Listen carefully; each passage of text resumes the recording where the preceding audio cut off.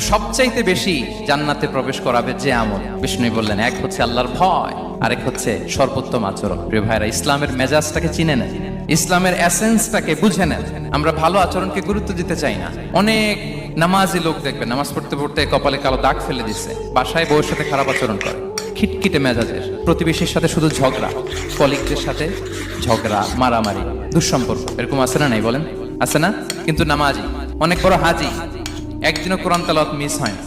তো এত আবাদত করেও সে ইসলামের আসল এসেন্সটাকে ধরতে পারেনি। বিষ্ণু বললেন, সবচেয়ে বেশি জান্নাতে প্রবেশ করাবে যে দুটি আমল, একটি হচ্ছে তাকওয়াল্লাহ, আল্লাহর ভয়, আরেকটি হচ্ছে উত্তম আচরণ, সর্বোত্তম আচরণ। তো আমরা যেন উত্তম আচরণের অধিকারী হই, আমার স্ত্রীর সাথে যেন ভালো আচরণ করি, প্রতিবেশীর সাথে যেন ভালো আচরণ করি, ছেলে মেয়েদের সাথে যেন আমাদের অ্যাটিটিউডটা ভালো থাকে, আচরণটা ভালো থাকে, কলিগের সাথে যেন ভালো থাকে। বিশ্বনবীর আচরণ যেমন ছিল তেমন আচরণ যেন আমরা গড়ে তুলতে পারি। আওয়াজ করে পড়ুন আমিন।